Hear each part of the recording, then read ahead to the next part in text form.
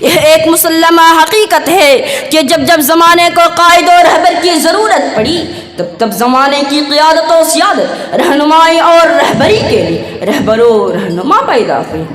جنہوں نے اپنے زمانے کی قیادت کی تاریخ ہمیں بتائی ہے کہ مدینہ منورہ میں آپ صلی اللہ علیہ وسلم نے ایک ایسی حکومت کی داغ بیل ڈالی، ایک ایسا نظام برپا کیا جس نظام پر فرشتوں کو رشک آتا تھا، زمین قدم چومتی تھی، آسمان جھک کر سلامی دیتا تھا، پوری دنیا کی نگاہیں اس پر مرکوز تھی، اور یہ نظام اور یہ حکومت دلوں دماغوں تہذیبوں کو فتح کرتی چلی گئی۔ صحابہ کا دور، خلفائے راشدین کا دور ایک عہد ساز دور، زرعی دور تھا جس میں انہوں نے پوری دنیا پر حکمرانی کی، پوری دنیا کو اپنے زیر نگہ رکھا، شجاعت و بہادری، انصاف اور رواداری کی ایک ایسی مثال قائم کی جس پر دنیا حیران و شزر رہ گئی۔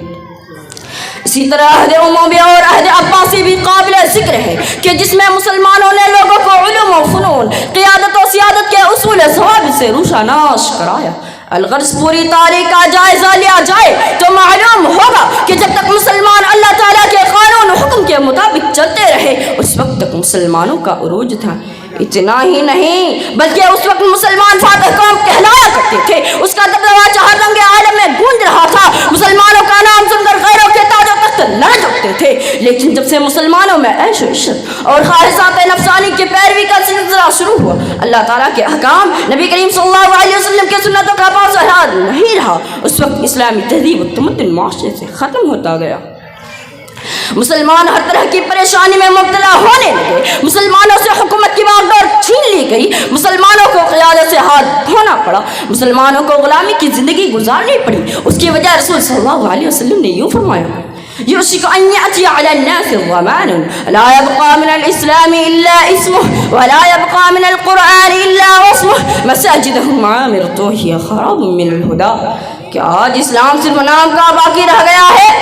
اس کی حقیقت اور اس کی روح ختم ہو گئی ہے، کیونکہ نماز ہم نہیں پڑھتے، زکوٰۃ ہم نہیں دیتے، قارون کی طرح مال اکٹھا ہم کرتے ہیں، قمار بازی، شراب نوشی، زناکاری ہم کرتے ہیں، سود لینا دینا ہمارے زندگی کا ایک محبوب کاروبار بن گیا ہے۔ اس ترقی یافتہ متمدن اور مہذب دور میں فرعون کے دور کی طرح نسل بندی کر کے بچوں کے قتل عام کو امن و سلامتی کا نام ہم دیتے ہیں۔ اخوت و بھائی چارگی ہمارے اندر نہیں، اختلاف انتشار کی باتیں ہم کرتے ہیں، اللہ تعالیٰ کے فرائض کو ہم ترک کرتے ہیں، سنت نبوی کو بالائے طاق ہم رکھتے ہیں، جس کے نتیجے میں آج پوری عالم میں جہاں جہاں مسلمان بستے ہیں خوف اور پریشان حالی کی زندگی جینے پر مجبور ہے، خواہ ایشیا کے ملکوں میں ہو یا یورپ کے ممالک میں یا افریقہ کے ملکوں میں ہو، ہر ممالک میں مسلمانوں پر زور و دفع ظلم و ستم کے پہاڑ توڑے جا رہے ہیں۔ مسلمانوں، میں تم کو کس کس ملک کے ظلم و ستم کی داستان سناؤں؟ جہاں جہاں جاؤ گے مسلمانوں کو دل خراش حالت میں پاؤ گے۔ بمبا کجا کجا نہم، بمبا کجا کجا نہم، تنہا ما داغ داغ شد۔ حضرات، حالانکہ ایک وقت تھا کہ دنیا کی ہر چیز ہمیں سونپی گئی تھی، دنیا کی ہر چیز ہمارے تابع تھی، دنیا کی طاقت و قوت ہمارے راہ میں حائل نہ ہوتی تھی۔ ارے ہم تو وہ قوم ہے جسے اللہ تعالیٰ نے دنیا میں حکومت کرنے کے لیے بھیجا تھا، مگر افسوس خدا افسوس کہ آج ہمارے غفلت کا نتیجہ ہے کہ ہم اتنی بڑی نعمت عظمیٰ سے محروم ہو گئے ہیں جس بنا پر باطل حکمراں ہم پر قابض ہے۔ کل جو محکوم تھا آج وہ حاکم بنا ہوا ہے، کل جو حاکم تھا آج وہ محکوم بنا ہوا ہے۔ اسی کو اللہ رب العزت نے واضح کرتے ہوئے فرمایا: ان اللہ لا یغیر ما بقوم حتی یغیر ما بانفسهم وَإِذَا أَرَادَ اللَّهُ مَا بِقَوْمٍ سُوءًا فَلَا مَرَدَّ لَهُمْ وَمَا لَهُم مِّن دُونِهِ مِن وَالٍ۔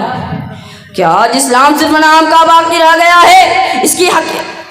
کیا آج اسلام صرف نام کا باقی رہ گیا ہے؟ اس کی حقیقت اور اس کی روح ختم ہو گئی ہے، کیونکہ نماز ہم نہیں پڑھتے، زکوٰۃ ہم نہیں دیتے۔ اگر آج ہم پھر اسلام کے دامن گیر ہو جائے تو قیادت ہمارے ہاتھوں میں آ سکتا ہے، جیسا کہ اللہ تعالیٰ نے فرمایا: وَلَا تَهِنُوا وَلَا تَحْزَنُوا وَأَنتُمُ الْأَعْلَوْنَ إِن كُنتُم مُّؤْمِنِينَ۔ اے ملت کے نونہالو، آج ضرورت ہے مسلم قوم کو ایک رہنما اور لیڈر کی جو مسلمانوں کو ملی انتشار اور گروہی اختلافات سے ہٹا کر قومی اتحاد کے ایک پلیٹ فارم پر لا سکے اور ملت کی تفریق کو مٹا کر ایمان عامل کی ایک لڑی میں پیرو دے، ملک سے ظلم و ستم کا خاتمہ کر کے امن و شانتی کا پرچم لہرائے۔ شاعر مشرق علامہ اقبال نے اس کا نقشہ کچھ یوں کھینچا ہے: یہ ملت منتظر ہے پھر نئی شرازہ بندی کی، یہ ملت منتظر ہے پھر نئی شرازہ بندی کی، زمانہ منتظر ہے آج پھر تیری قیادت کا۔ مگر آج کا عالم یا تو یہ ہے کہ ہم نے ایسے افراد کو اپنا قائد اور رہبر بنا لیا ہے جو عصر حاضر کے گندی سیاست کے ماہر تو ضرور ہے، لیکن اسلامی اور جمہوری سیاست سے ان کا کوئی واسطہ نہیں۔ ان کے نزدیک قیادت کے معیار فاروق اعظم، ابوبکر صدیق، طارق بن زیاد، صلاح الدین ایوبی، سلطان ٹیپو شہید نہیں بلکہ یورپ و امریکہ کی ہے۔ شاعر مشرق علامہ اقبال نے اس کا نقشہ کچھ یوں کی چاہے، نہ سمجھو گے تو مٹ جاؤ گے اے ہندی مسلمانوں، نہ سمجھو گے تو مٹ جاؤ گے اے ہندی مسلمانوں، تمہاری داستان تک بھی نہ ہوگی داستانوں میں۔ زمانہ بڑے شوق سے سن رہا تھا، ہمیں سو گئے داستان کہتے کہتے۔ آج ضرورت ہے رب کا قرآن نبی کریم صلی اللہ علیہ وسلم کی سنت پر زندگی گزارنے کی۔ آخر میں اس شاعر کے ساتھ اپنا تقریر ختم کرنا چاہتا ہوں۔ سبق پھر پڑھ صداقت کا، عدالت کا، شجاعت کا، سبق پھر پڑھ صداقت کا، عدالت کا، شجاعت کا، لیا جائے گا کام تجھ سے دنیا کی امامت کا۔